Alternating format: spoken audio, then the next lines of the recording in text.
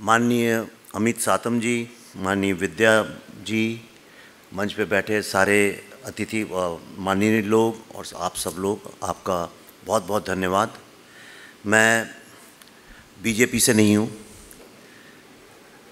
अमित जी ने जब मुझे बुलाया तो मुझसे किसी ने पूछा मेरे ऑफिस में कि सर आप तो बीजेपी के मेंबर नहीं, आप क्यों जा रहे हैं उस फंक्शन में।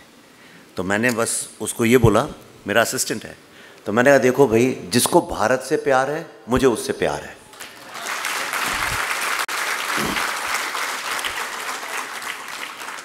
पार्टियां किससे बनती हैं? हम ही लोगों से तो बनती हैं। यानी मैं इसी देश में, आप भी बड़े हुए हैं, मैं भी हुआ हूँ, जो मेरी उम्र के हैं मुझसे बड़े हैं वो जानते होंगे, जब कोई ऑल्टरनेट नहीं था तो हम बीजेपी की बजाय कांग्रेस को वोट दिया करते थे। लेकिन सर्वोपरि है भारत। और ये बात मैंने थोड़ी यानी जवानी में सीख गया था इस बात को। मेरे दोनों पेरेंट्स जो थे फ्रीडम फाइटर्स थे, तो मैं अमेरिका में हार्वर्ड में पढ़ रहा था, फिर उसके बाद वहाँ ग्रीन कार्ड वगैरह हुआ, नौकरी कर रहा था, एडवर्टाइजिंग थी।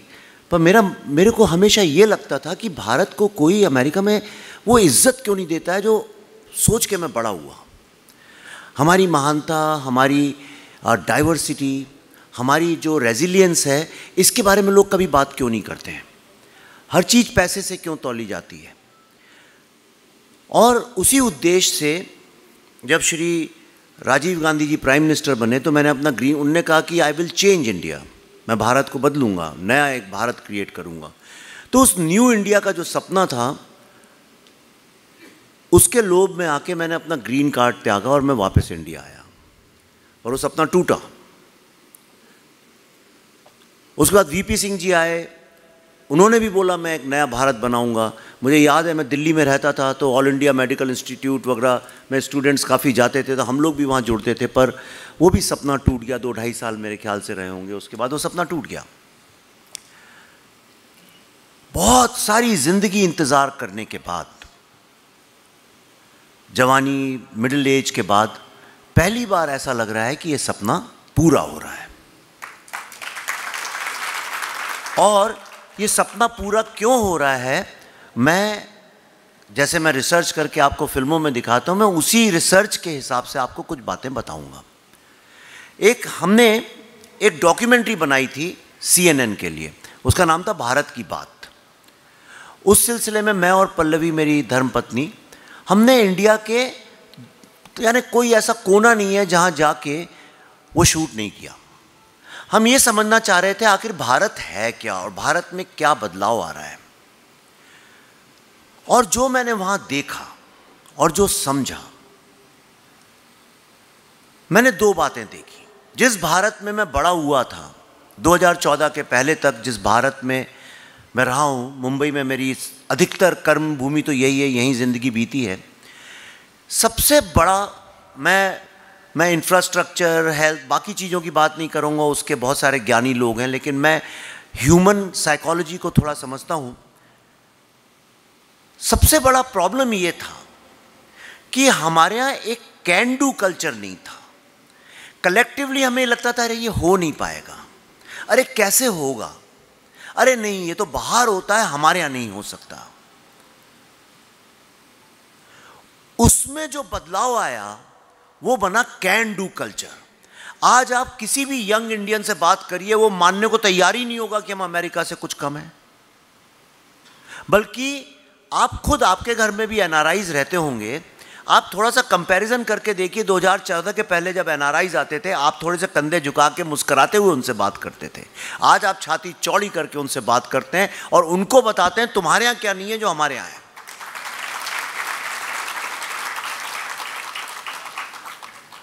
मुझे अच्छे से याद है कि 2010 या 11 की बात है, कोई हमारे जान पहचान के वो आए, तो हम कहीं खाना खाने गए तो उन्होंने मुझसे कहा अरे तुम लोग के पास क्रेडिट कार्ड है। उन्हें बड़ा आश्चर्य हुआ। आज जब लोग आते हैं तो वो ये बोल के जाते हैं कि जिस तरह का UPI हमने क्रिएट किया ऐसा दुनिया में कहीं नहीं है।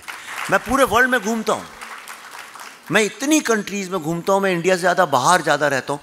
मैं सच बता रहा हूँ आपको, पूरे वर्ल्ड में इतनी इंस्टेंट पेमेंट डिवाइस है ही नहीं।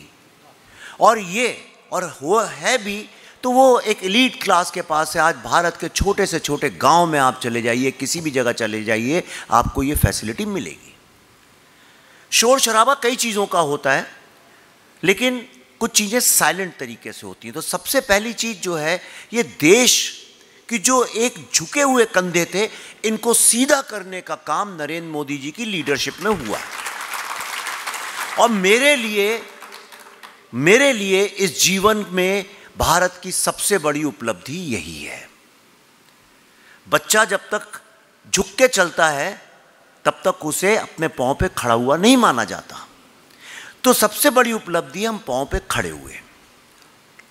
मैं आपको, मोदी जी से मेरा संपर्क रहा है, कई बार मिला भी हूँ, उसके बारे में मैं आपको बताऊँगा बाद में। पर मैं सबसे पहले आपको ये बताना चाहता हूँ, मैंने पढ़ा है, तो मैं मैनेजमेंट की तरीके से, यहाँ सारे प्रोफेशनल से मुझे अमित भाई ने बताया, मोदी जी की लीडरशिप से हम क्या सीख सकते हैं। वो क्या ऐसी खास बात है जो मोदी जी की लीडरशिप को वर्ल्ड की बाकी लीडर से एकदम अलग करती है। और भारत के जितने लीडर्स रहे हैं पहले, उन सबसे अलग, अद्भुत और नॉवेल्टी के साथ लाती है। मैंने इसकी बड़ा रिसर्च और एनालिसिस किया। मैं मोदी जी की लीडरशिप को 5 C's में बता सकता हूं आपको। ABC वाला C। पहला C है कन्विक्शन।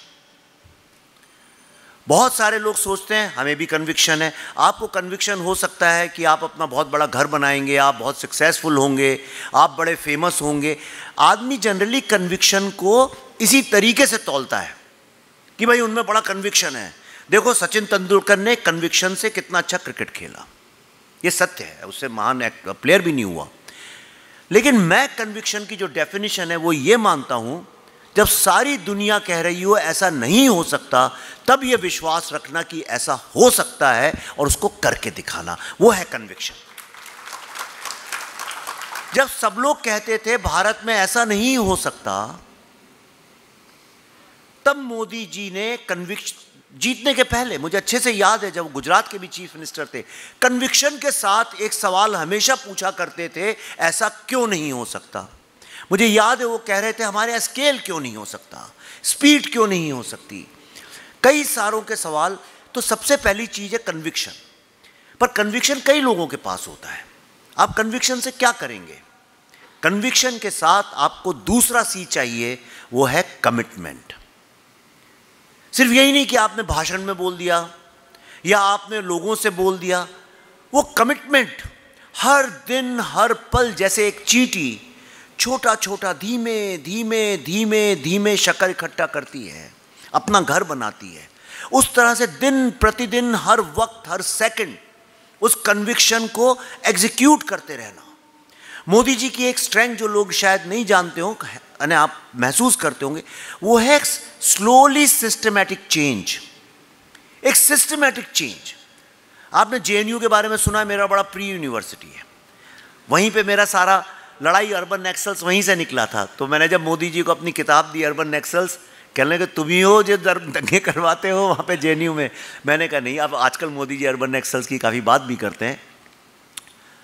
आप जेएनयू देखिए, जब से वो यूनिवर्सिटी बनी, लगातार स्टेट, मतलब भारत की जो स्टेट है, उसके अगेंस्ट वॉर की एक कैंपेन वहां पे लगातार चलती रही। मैं भी वहीं पढ़ा हूं, इसलिए मैं बता रहा हूं। पहली बार 2000 आपने देखा होगा 16 में क्या हुआ था, भारत तेरे टुकड़े होंगे इंशाल्लाह इंशाल्लाह नारे लगे थे। आज वही जेएनयू जो है, अब धीरे धीरे 70-80% पूरी तरह से भारतीय और हिंदू संस्कृति में डूबने की कगार पे है। ये जो सिस्टमैटिक चेंज है, धीरे धीरे बिना कुछ बोले खामोश रह के, आप देखिए मोदी ज़्यादा बोलते नहीं, जो बोलते हैं वो तो ठीक है, पॉलिटिकल है, पर बहुत सारी चीज़ें वो क्वाइटली चुपचाप धीमे धीमे इंच बाई इंच करते हैं। इसलिए जब लोग कहते हैं वो क्यों नहीं बोल रहे हैं, मुझे विश्वास रहता नहीं बोल रहे हैं तो ये तो होना ही है, मतलब काम चालू है बैकग्राउंड में। तो कन्विक्शन नंबर 1, कमिटमेंट नंबर 2। अब आपके पास समझिए जो प्रोफेशनल्स हैं, लीडरशिप पोजीशन में जान हैं, कन्विक्शन और कमिटमेंट तो बहुत लोग के पास मिलता है, उसके साथ एक तीसरी चीज की जरूरत पड़ती है और वो बहुत इंपॉर्टेंट चीज है, और वो है करेज। करेज, और ये कहने की आवश्यकता नहीं है मुझे, मैं कश्मीर से काफी जुड़ा रहा हूं। आर्टिकल 370 आप यहां आपने न्यूज में पढ़ते हैं, कभी आप जाके वहां रहिए, आप कल्पना नहीं कर सकते हैं वो कितना करेजियस डिसीजन है। किसी की हिम्मत नहीं थी, अगर मोदी जी नहीं होते, कोई भी होता दुनिया में, वो अगले 100-200 साल तक हो ही नहीं सकता। उसका कारण बताता हूं। उसका कारण ये है कि कश्मीर जो है उसको एप्रोप्रिएट किया गया है पूरे के पूरे इस्लामिक और क्रिश्चियन वर्ल्ड के द्वारा। दोनों के अपने इंटरेस्ट हैं। पूरे वर्ल्ड में सिर्फ 3 ऐसी लोकेशंस हैं ज्योग्राफिकल, जो जियोपॉलिटिकल लेवल पे 3 लोकेशंस हैं। एक है क्यूबा, दूसरी है ब्रसेल्स और तीसरी है कश्मीर, जो कि जियोपॉलिटिकल लेवल से स्ट्रेटेजिकली सबसे इंपॉर्टेंट प्लेसेस हैं। कश्मीर पे कब्जा मतलब उधर चाइना खुलता है, इधर अफगानिस्तान, इधर Pakistan, it's a door to South Asia. इसलिए कश्मीर को हर कोई हथियाना चाहता है। और जो सबसे रईस इस्लामिक कंट्रीज हैं, उनका सारा का सारा पैसा, यूरोप की सारी कंट्रीज का पैसा इसी बात पे जाता था कि किसी तरह से कश्मीर को एक टर्मोइल में रखा जाए। कश्मीर का टर्मोइल मतलब भारत का टर्मोइल। आर्टिकल 370 जो भी, और बाकी लीडर्स क्यों नहीं लाए, ऐसा नहीं है कि उसका विचार नहीं आया, उसकी बात नहीं उठी, हमेशा से उठती आई है। क्यों नहीं लाए? क्योंकि जो भी आर्टिकल 370 को एब्रोगेट करेगा, पूरे विश्व में उसकी जो छवि है वो खत्म कर दी जाएगी, बर्बाद कर दी जाएगी। इतना कैरेक्टर असैसिनेशन होगा कि आप ग्लोबल लेवल पे एज अ लीडर टिक नहीं पाएंगे। ये पर्सनल ईगो के कारण लोग ये काम कभी नहीं कर पाए। मोदी जी शुरू से इसके बारे में बोलते रहे। आपने देखा होगा कि मोदी जी की फोटोज लाल चौक की आपने पुरानी देखी होंगी। तो ये करेज था कि वो ये काम कर पाए। एब्रोगेशन ऑफ आर्टिकल 370 भारत के इतिहास में स्वतंत्रता के बाद सबसे बड़ा कदम है। तीसरा एक करेज का एग्जाम्पल आपको बताता हूं। आपने मेरी अगर फिल्म देखी हो बुद्धा इन अ ट्रैफिक जैम, या मेरी किताब पढ़ी हो अर्बन नेक्सल्स, तो आप जान जाएंगे। सन 1960 के दशक में नक्सलिज्म का मूवमेंट भारत में चालू हुआ।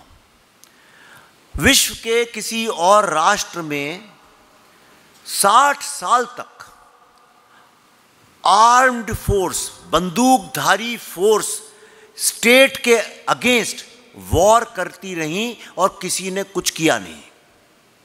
कितनी लाखों लाशें गई। आप कांग्रेस की तो पूरी लीडरशिप को मार डाला था उन लोगों ने, विद्याचरण शुक्ला और वो लोग जा रहे थे 50-60 लोग, उन सबको वहां नक्सल लोगों ने मार दिया। कांग्रेस की सरकार थी, वो कुछ कर ही नहीं पाए, उसका बदला तक नहीं लिया उनने। आज आपने देखा होगा नक्सलिज्म लगभग अपने अंतिम चरण में है, और ये भी जो सांस ले रहा है वो भी स्ट्रेटेजिक कारण से उनको सांस लेने का मौका दिया जा रहा है। अगले कुछ महीनों में मुझे तो लगता है ये पूरी तरह से भारत में समाप्त हो जाएगा। ये कितनी बड़ी उपलब्धि है मैं आपको बताता हूं क्यों। इसको समझिए, क्योंकि ये बातें जो मैं आपको बता रहा हूं ये मैं पर्सनली इसके साथ जी रहा हूं, और लोग जनरली इन विषयों पे बात नहीं करते हैं। भारत में जो सबसे रिच एरिया है वो है आपका बस्तर, आपका झारखंड। ये जितना जो जंगल एरिया हमारा जो है, जहाँ जो हम जिसको ट्राइबल बेल्ट बोलते हैं, 2014 के पहले भारत का 40% ज्योग्राफिकल एरिया नक्सल्स के कब्जे में था। और ये नक्सल्स क्या करते हैं? जो ट्रक जाता है मंडी में सामान देने, उससे 1100 रुपये हफ्ता वसूल करते हैं। जब वो वहाँ से लौट के वापस आता है फिर 1100 रुपये वसूल करते हैं। जो पंचायत में इलेक्ट होके आता है उससे पैसा लेते हैं। स्कूल का जो टीचर है उससे हफ्ता लेते हैं। और तो और छोड़िए, छोटी छोटी बच्चियाँ जो कि जंगल से ये पत्ते अत्ते सब इकट्ठा करके बाज़ार में बेचने जाती हैं, उन तक से 10-10, 11-11 रुपये ये लोग बंदूक के उस पर वसूल करते हैं। और वो जो पैसा है सिर्फ छत्तीसगढ़ में अकेले 11,000 करोड़ रुपए साल का इकट्ठा किया जाता है। अब ये पैसा जाता कहाँ है पूछिए?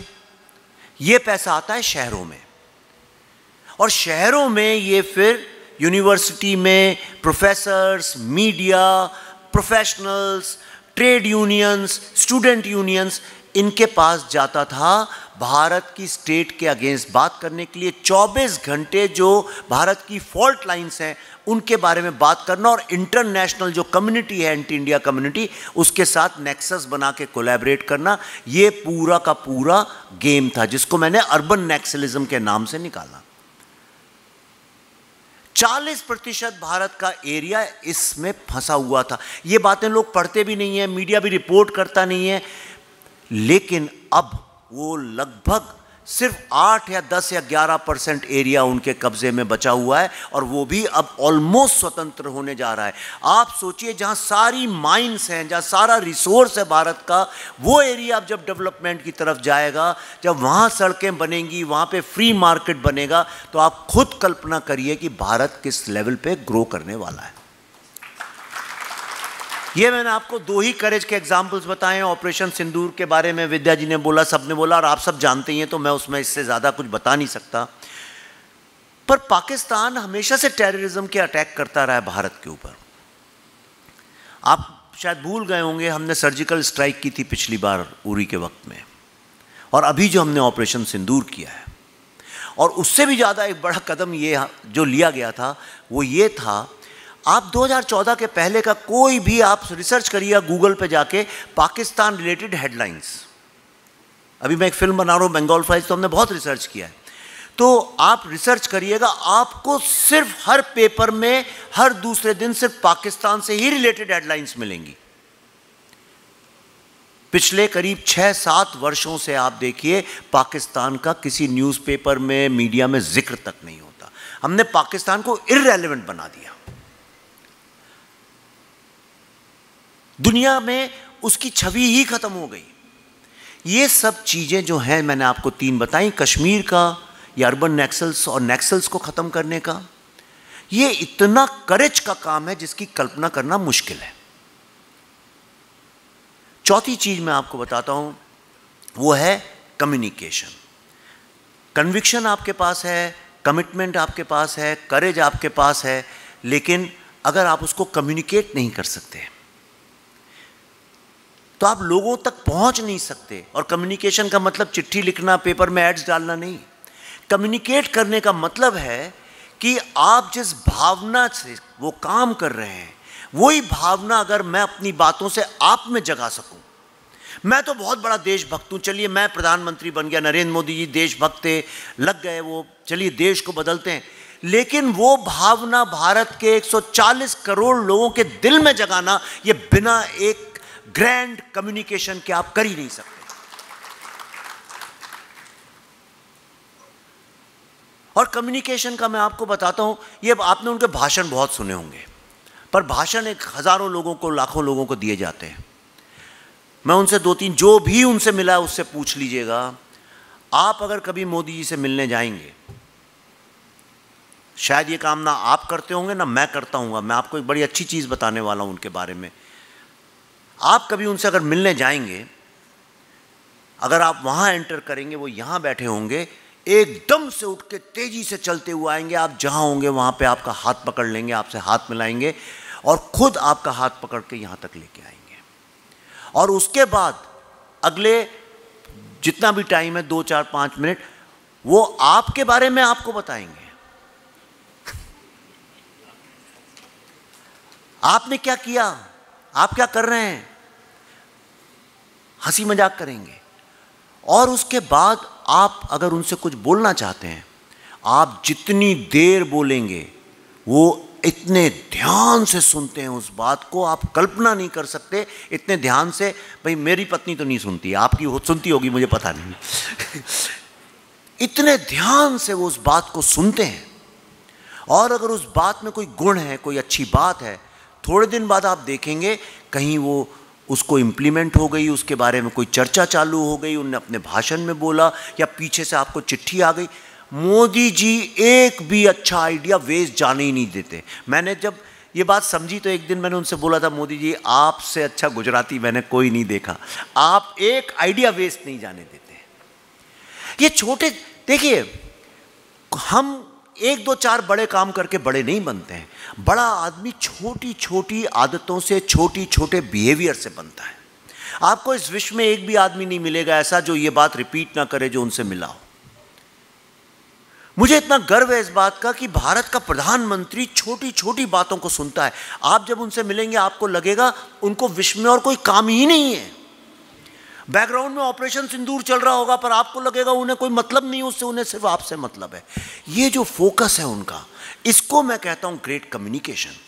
लाखों लोगों को भाषण देना हो, विश्व के बड़े से बड़े लीडर्स के साथ खड़े होकर भाषण देना हो, गांव के लोगों को देना हो या वन ऑन वन पर्सनली बैठ के बातचीत करनी हो, Modi ji is one of the best communicators India के लिए। हेरिटेज है, ना उनसे पहले कोई हुआ है ना होगा।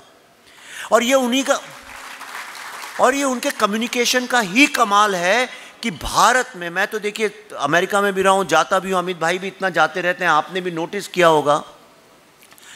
आज हम जब जाते हैं हमारी इज्जत क्यों होती है? कोई हमें तो नहीं जानता है, पर इंडिया का नाम सुन के इतना सब जानते हैं कि here comes a man from the world's biggest, one of the biggest forces. और ये फोर्स क्या है, ये ताकत क्या है? ये ताकत जब मोदी जी खड़े होकर लाखों लोगों को वहां बाहर बोलते हैं, उन्होंने कभी ऐसा देखा नहीं। छोटी छोटी चीजें भारत की आपने देखा होगा, जरा सी भारत की कोई सफलता है पूरे वर्ल्ड को बताते हैं। और यही तो प्रधानमंत्री का काम होना चाहिए, अपने राष्ट्र की गरिमा, अपने राष्ट्र की सफलता विश्व के सामने पेश करना, जो इसके पहले हम लोग कंधे झुका के डरे डरे रहते थे। तो ये 4 C मैंने आपको बताया। पहला कन्विक्शन, दूसरा कमिटमेंट, तीसरा करेज, चौथा कम्युनिकेशन। ये सब आप जोड़ लें तो क्या, ये भी आपको कई लोगों में मिल जाएगा। कई सारी बिजनेस इंडस्ट्री में इंडस्ट्रियलिस्ट लोग हैं भारत में, तमाम एक से एक अच्छे हैं, उनमें ये सारी क्वालिटीज़ मिल जाएंगी आपको। क्रिकेटर्स में मिल जाएंगी, स्पोर्ट्समैन में मिल जाएंगी, बहुत सारे लोगों में। लेकिन उसके बाद जो सबसे बड़ा ये रिजल्ट किस में होना चाहिए, वो है C फॉर चेंज। चेंज। ये सब करने के बाद अगर चीजें बदल ही नहीं रही हैं, चेंज ही नहीं आ रहा है, तो वो लीडरशिप इनकम्प्लीट लीडरशिप है।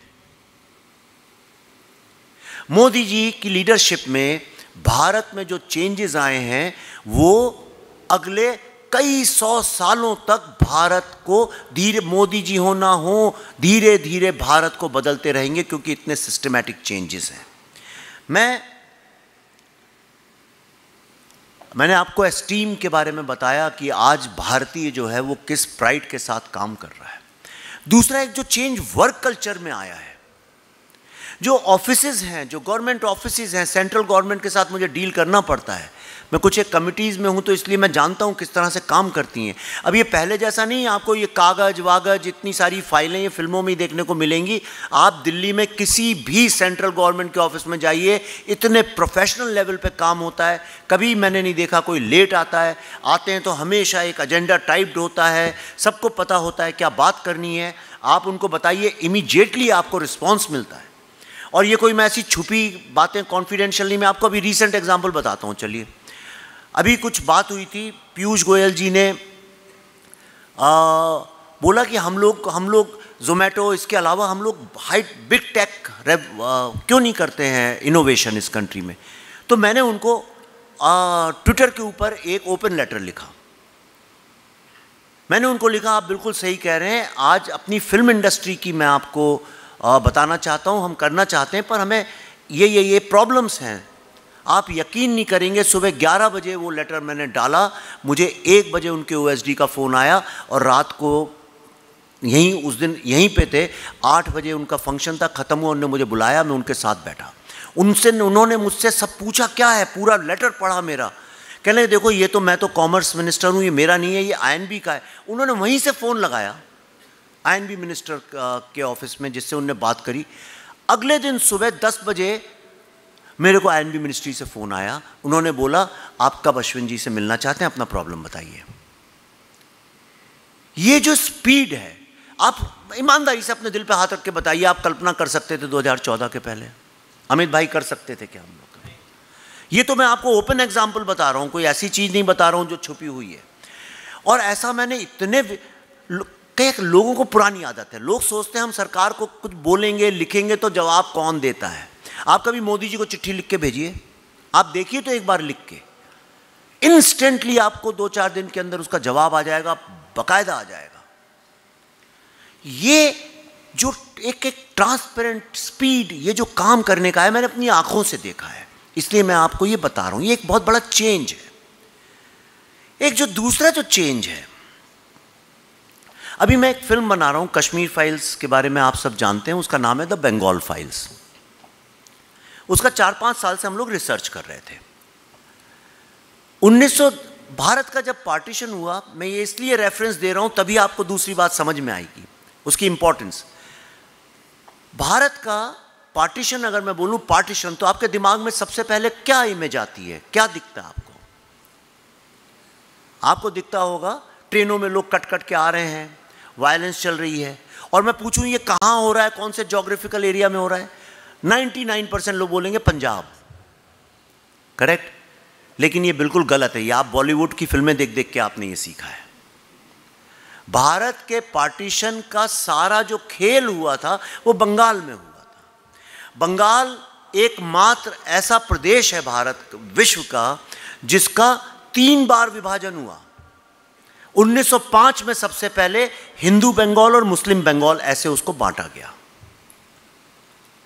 और तब जो गरम दल के लोग थे, जो कांग्रेस में गरम दल के लोग थे, और अनुशीलन समिति वाले और हिंदू महासभा वाले, उन लोगों ने मिलकर एक मुहिम चलाई। श्री औरोबिंदो का आप लोग जानते होंगे। श्री औरोबिंदो ने तब एक पेपर था, न्यूज़पेपर वंदे मातरम, उसमें लेख लिखने चालू किए जिसने भारत के लोगों को जोड़ना शुरू किया, हिंदुओं को पहली बार यूनाइट करना शुरू किया। और सिर्फ वहीं नहीं, महाराष्ट्र में, गुजरात में, तमिलनाडु में, पूरे भारत में वंदे मातरम के बंगाली के आर्टिकल्स जो थे वो अलग अलग लैंग्वेज में ट्रांसलेट होने लगे। और उसका इतना पावर बढ़ा, इतनी जागृति उसने फैलाई कि हिंदू इस तरह से यूनाइट हुए। उन्होंने कहा बंगाल हमारी धरोहर है, इसको डिवाइड नहीं होने देंगे। अंग्रेजों को घुटने टेकने पड़े और उसके 6 साल बाद फिर से बंगाल को जोड़ के एक स्टेट बनाया गया। ये था यूनिटी का पहला एग्जाम्पल। उसके बाद सन 1946 में मोहम्मद अली जिन्ना, मुस्लिम लीग ने बोला कि बंगाल तो पाकिस्तान में जाएगा और ख़ास तौर पे कलकत्ता तो जाएगा ही जाएगा। जो लोग बंगाल के बारे में शायद ना जानते हो, मैं आपको बताना चाहता हूँ, आज बिल्कुल ये मत सोचिए कि बंगाल ममता जी का है, किसी और का है, दूर है। बंगाल हमारा है। मैं बताता हूँ क्यों। क्योंकि जितनी भी हिंदू क्रांति हुई है, धार्मिक क्रांति हुई है, वेदांतों का पुनर्जन्म हुआ है, साहित्य का, समाज सुधार का, कला का, संगीत का, सिनेमा का, और तो और पूरी राष्ट्रवाद की जो मुहिम है, वंदे मातरम वहीं से निकला, जनगण मन वहीं से निकला, आज़ाद हिंद फौज सुभाष चंद्र बोस वहाँ से निकले, रामकृष्ण परमहंस, चैतन्य महाप्रभु, स्वामी विवेकानंद। आप भारत के जितने बड़े, श्री औरोबिंदो, एक से एक दार्शनिक, एक से एक हमारे संत, पूरे विश्व में स्पिरिचुअलिटी को फैलाने का काम वेदांता मिशन ने किया है स्वामी विवेकानंद की लीडरशिप में। पूरे वर्ल्ड में जितने वेदांता मिशन से वहीं से निकले। आज आप जो हरे रामा हरे कृष्णा का देखते हैं मूवमेंट, ये सारा बंगाल से निकला हुआ है। ये हरे रामा हरे कृष्णा यूपी से नहीं निकला। साइंस में नोबेल प्राइज वहीं से आया है। इंडस्ट्रियल कैपिटल थी भारत की, कल्चरल कैपिटल थी भारत की, स्पिरिचुअल कैपिटल थी भारत की, हिंदू कैपिटल थी भारत की। हिंदुइज्म को लेके जितना बड़ा गढ़ बंगाल था, भारत में और कोई नहीं था। उस बंगाल इंडिक जो रेनेसांस है, दुनिया में 2 ही जगह हुआ है, फ्रांस में और बंगाल में, विश्व में और कहीं नहीं हुआ। उस बंगाल को हमने अपने हाथ से धीरे धीरे धीरे जाने दिया। मुझे ये बात बिल्कुल तय नहीं थी, इसलिए मैं द बंगाल फाइल्स बना रहा हूं। आप लोग देखेंगे, आपकी सीना चौड़ा हो जाएगा बंगाल के गर्व को लेके, और आप सब इकट्ठे खड़े हो जाएंगे कि बंगाल हमारा है, इसको बचाना है।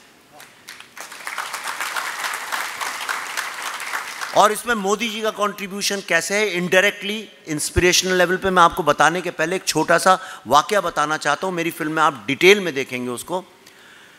तो जब मोहम्मद अली जिन्ना ने ऐलान किया कि पाकिस्तान हमें लेना है, उसके लिए कोई तैयार नहीं हुआ।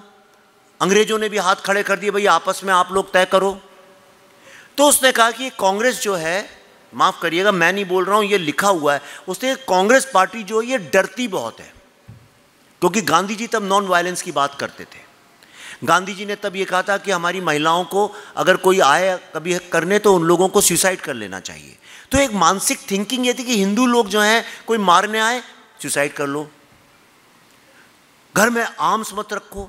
तो ये नॉन वायलेंस का बहुत ज़्यादा क्रेज इंडिया में फैला दिया गया था। और ये बात जिन्ना समझा, उसने कहा ये लोगों को हिंसा अगर इनके ऊपर करो ये डर के मारे हमको दे देंगे बंगाल। इसलिए उसने ऐलान किया कि रमज़ान का महीना चल रहा था अगस्त में, उसने कहा रमज़ान के 8वें दिन बैटल ऑफ बद्र हुई थी, रमज़ान के ही महीने में कुरान नज़ुल हुई थी। तो 18th डे ऑफ रमज़ान जो उस साल 16 अगस्त को पड़ रहा था, उसने देखिए रिलीजियस सेंटीमेंट जगाया। उसने बोला 16 अगस्त को डायरेक्ट एक्शन डे डिक्लेयर किया और उसने मुस्लिम लीग अपने कार्यकर्ताओं से बोला इतना खून यहां पे बहा दो कि ये लोग डर के मारे हमको बंगाल दे दें। आप यकीन नहीं करेंगे। और ये सारा का सारा ठेका किसको दिया जाए? ये ठेका दिया गया क्योंकि उस वक्त बंबई जैसा था कलकत्ता। मैं जब बंबई आया था पहली बार यहाँ पे 70-80 के दशक में, तो मैंने कोलाबा में देखा था लोग गुप्ती लेके घूमते थे, माफिया बहुत फैला था। तो सारा अंडरवर्ल्ड माफिया उस वक्त कलकत्ता में था। तो और वो चलाते थे सारे मुस्लिम लोग। वो ठेका पैसा दे के मुस्लिम लीग ने उन गुंडों को दिया और उनसे बोला ऐसा कत्लेआम करो कि सारी दुनिया याद रखे। आपने होलोकॉस्ट के बारे में सुना होगा, पर होलोकॉस्ट में जो लाखों लोग मरे थे वो कई वर्षों में मरे थे। यहाँ पे 2 दिन के अंदर 40,000 हिंदुओं को काट के वहाँ पे खून की नदियाँ बहाई गईं।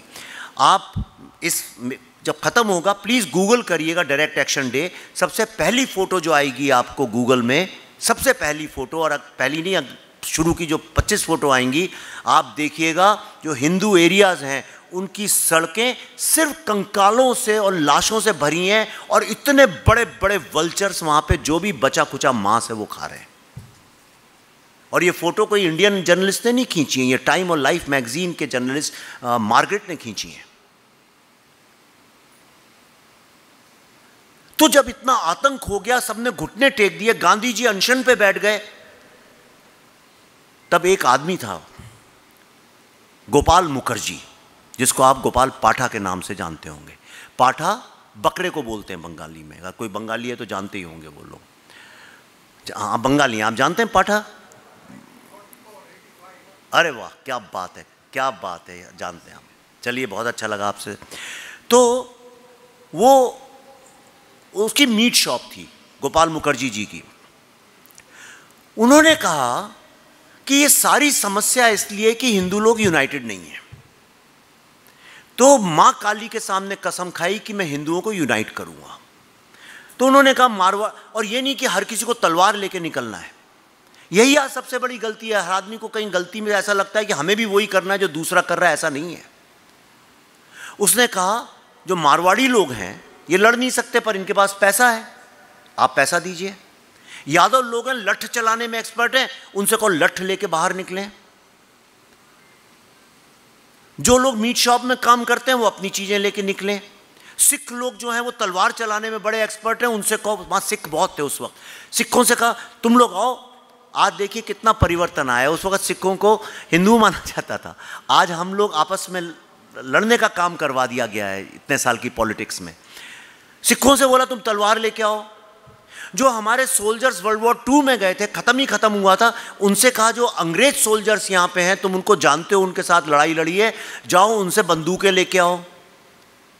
और जो लोग बाकी व्यापार करते थे तेल का, इस सबसे, उनसे कहा कि बोतलों में तेल भर भर के उसके बम बनाना सीखो, उनको बम बना से सिखाया।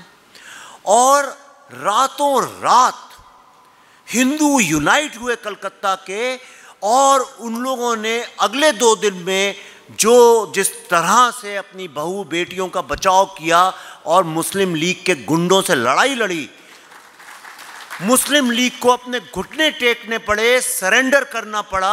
और उसके 4 दिन बाद जो न्यूज़पेपर छपा, जो कि इन्हीं लोग का था, सुहरावर्दी उनका चीफ मिनिस्टर था, और उसमें जो हेडलाइन छपी वो छपी बुचर ऑफ बंगाल, और इसीलिए कलकत्ता आज हमारे पास है, वरना वो भी आज बांग्लादेश में होता। यह है यूनिटी की ताकत, जिसकी जो आप पॉलिटिक्स में हैं, आप पॉलिटिक्स से करिए। मैं फिल्म बना सकता हूं, मैं फिल्म बना के लड़ूंगा हिंदू यूनिटी के लिए।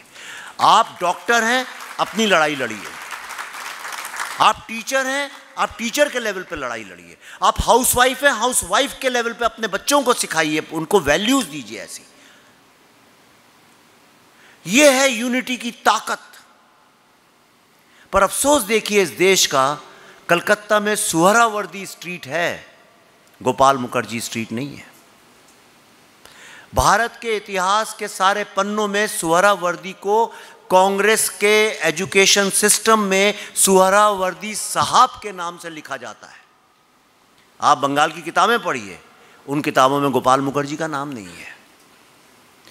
ये भारत के छुपे हुए इतिहास के ऐसे पन्ने हैं जिनके बारे में कोई बोलने की हिम्मत नहीं कर सकता था। मजाल नहीं थी कोई कर सके ये काम। मोदी जी ने आज ये हिम्मत, औरों का तो नहीं जानता, कम से कम मुझे तो दी है कि मैं डरता नहीं बोलने से। और यही यूनिटी, यही टूटा कटा फटा भारत, हर हिंदू अपने में अलग अलग अलग अलग, गुजराती अलग, मराठी अलग, तेलुगु अलग, तमिल अलग, आज ये पूरे हिंदू समाज को जोड़ने की जो शुरुआत मोदी जी ने की है, मैं आपको सच बता रहा हूँ, भारत को तोड़ने की जो कोशिश है, इसको विफल करने का एक ही इलाज है, वो है हमारी यूनिटी, हमारी एकता। अभी पूरा ये यज्ञ पूरा नहीं हुआ है, ये चालू है।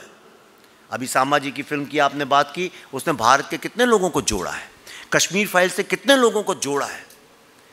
और मैं आपसे माँ काली का आशीर्वाद लेके आया हूँ, आपको मैं बता रहा हूँ, जब द बंगाल फाइल्स आएगी, आपका स्नेह हुआ, अगर आपका आशीर्वाद हुआ, ये फिल्म भारत में एक ऐसी राष्ट्रवाद की चेतना जगाने वाली है जो सिर्फ हिंदू ही नहीं, भारत में जो भी रहता है उसको भारत माँ भारती का महत्व समझ में आएगा। वो इस बात को समझेगा कि माँ भारती के आगे सरेंडर करना कितना बड़ा एक पुण्य का काम है। ये फिल्म सोती हुई आत्माओं को जगाने का काम करेगी। इसी मिशन के साथ इस काम को मैंने किया है। अभी तो सिर्फ कश्मीर से फतवे आए थे 3, इस बार बंगाल से आने चालू हो गए। एक टीज़र आया है 2 दिन पहले, आप देखिएगा, जिनने नहीं देखा हो कृपया करके जाके वो टीज़र आप देखिएगा, द बंगाल फाइल्स टीज़र।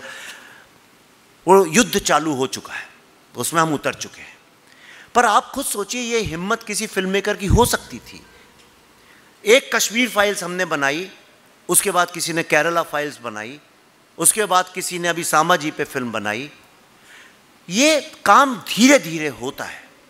तो ये जो यूनिटी का जो एक यज्ञ शुरू किया, यूनिटी की जो एक लॉ जो जगाई है मोदी जी ने पूरे भारत में, और भ्रमण कर करके आप देखिए पिछले 11 साल से एक आदमी लगातार एक ही बात बोलता जा रहा है, बोलता जा रहा है, बोलता जा रहा है, मेरे 140 करोड़ भारतवासियों, 140 करोड़ भारतवासियों। हमें कोई शिकायत नहीं, कोई भी रहे इस देश में, चाहे वो मुस्लिम हो, क्रिश्चियन हो, किसी भी धर्म का हो, कहीं का भी हो, विदेशी क्यों ना हो। लेकिन एक बात हम सबको पता होनी चाहिए, आखिर भारत है क्या। भारत मां गंगा की तरह है। इसमें हर नदी नाले को, नहर को मिलने की इजाजत है, लेकिन जब वो उसमें मिल जाए तो उसका अस्तित्व खत्म हो जाता है, वो गंगा बन जाता है। सब लोग गंगा जमुना की तहजीब की बात करती हैं, आप तो यूपी से ही हैं, सब लोग गंगा जमुना तहजीब की बात कर कर के हमको सेकुलरिज्म का लेसन सिखाते हैं। मैं उनसे हमेशा पूछता हूं, मैं कहता हूं पर मुझे एक सवाल का तो जवाब दिए, जब जमुना गंगा में मिल जाती है तो जमुना रहती कहां है, फिर तो वो गंगा ही बन जाती है। लेकिन अगर आप यही लड़ाई लड़ें कि मैं गंगा में मिलने के बाद भी अपना अस्तित्व रखूंगी, मैं यमुना ही रहूंगी, तो ये तो देखिए फिर आप संभव नहीं है। जो भी भारत में रहे भारतीय बन के रहे बस, फिर वो हिंदू हो या मुस्लिम हो, मां भारती का बेटा बन के जो रहेगा उसके लिए मेरी भी जान हाजिर है, वो कोई भी हो। इसी भावना को जगाने के लिए ये फिल्म हमने बनाई है, द बंगाल फाइल्स। और ये हिम्मत, ये यूनिटी का जो मैसेज था, मैंने देखा कि जिस तरह से मोदी जी अपनी जान लगा के दिन रात 24 घंटे भारत के लोगों, क्योंकि देखिए हम जुड़ जाएंगे ना तो हमें दुनिया की कोई ताकत नहीं रोक सकती। हम तीसरी इकोनॉमी बनने के लिए तैयार हैं। हम भाई जब 140 करोड़ लोग जुड़ जाएंगे तो हम तो वर्ल्ड की सबसे बड़ी मिलिट्री पावर ही बन जाएंगे।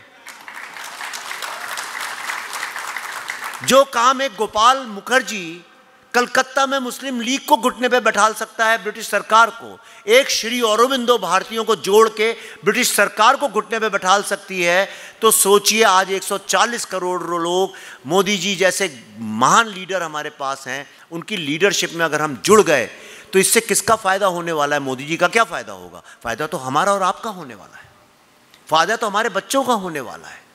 और भारत जब जगेगा तो पूरे विश्व का फायदा होगा। इसलिए क्योंकि ये वो धरती है, कभी आपको मौका लगे विदेश जाने की बजाय भारत के छोटे छोटे गांव शहरों में आप जाइए। मैंने 1-2 साल में, एक वक्त था जब मेरी फिल्म रुक गई थी बुद्धा ना ट्रैफिक जैम, मैं ज़िंदगी के इतने लो पॉइंट में था, यही नहीं पता था अगले दिन क्या करूँगा, तो मैं निकल पड़ा घर से और मैं 1-1.5 साल घूमता रहा।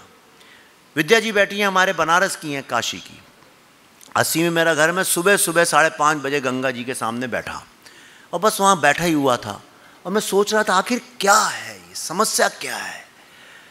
कई जगह पे इतनी गरीबी है, कहीं पे इतने रईस लोग हैं, भीड़ है, हॉर्न बज रहे हैं, या अजीब सा विचित्र सा राष्ट्र आखिर है क्या? क्योंकि सारे विश्व में वेस्ट ने एक ऐसा एडवर्टाइज कर दिया है कि सक्सेस का मतलब ये होता है अमेरिका। ऐसा नहीं है। आप देख रहे हैं अमेरिका में क्या चल रहा है आज की तारीख में। क्या है ये जो विदेश, जो वेस्ट है, इनने इतने सारे अपने पोस्टर चिपका रखे हैं दीवारों में कि कोई दरार नजर नहीं आती है। एक बार पोस्टर तो हटाइए, दरारों से भरे पड़े हैं।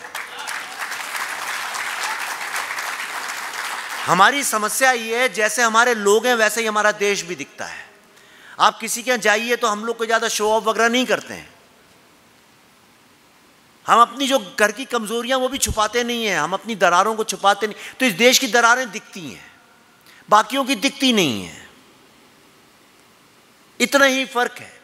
लेकिन आप विश्व में कहीं भी जाइए, आपको इतने बड़े बड़े लोग मिलेंगे, कंपनीज के एंटरप्रेन्योर्स मिलेंगे, वर्ल्ड लीडर्स मिलेंगे, म्यूजिशियंस मिलेंगे, राइटर्स मिलेंगे, तमाम लोग मिलेंगे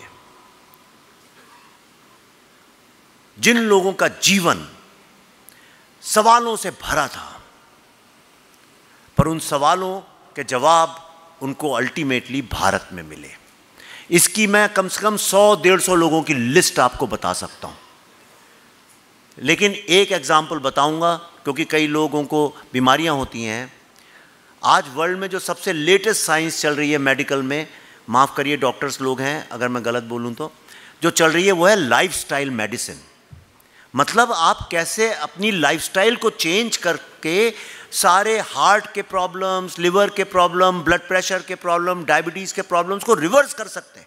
लोगों की ब्लॉक्ड आर्टरीज जो है रिवर्स हो गई हैं, और ये साइंटिफिक पीयर रिव्यूड 40-40 साल के रिसर्च हैं, कोई छोटे मोटे नहीं है। उनका नाम है डॉक्टर डीन ऑर्निश। और ये सारी साइंस और ज्ञान उन्हें कैसे मिला? वो भारत में एक योगी से मिले और उन्होंने उनसे पूछा, आर यू अ हिंदू? उस योगी ने उनसे कहा, नो आई एम अंडू। तो उसने कहा क्या मतलब?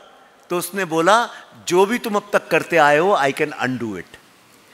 उसने कहा हिंदुइज्म का मतलब है अंडू, और इसलिए डॉक्टर डीन ऑर्निश ने जो अपनी किताब लिखी है, वर्ल्ड फेमस बुक है, उसका नाम भी है अंडू। और पहली लाइन यही है कि what ever I am is because I am a Hindu, that's why I can undo. तो आपने सुना होगा बीटल्स, बहुत महान लोग। ये वो पुण्य भूमि है जहां पे आप कोई सवाल लेके जाएंगे, उसका उत्तर आपको यहां मिलेगा, बशर्ते आप माँ भारती के कदमों में अपने को समर्पित करते हैं। और ये मोदी जी ने जो यज्ञ शुरू किया है, धन्यवाद मुझे बुलाने के लिए। पहली बार अपनी ज़िंदगी में मैंने आज यहाँ खुल के मोदी जी के बारे में बात कर रहा हूँ, शायद आगे करूँ ना करूँ।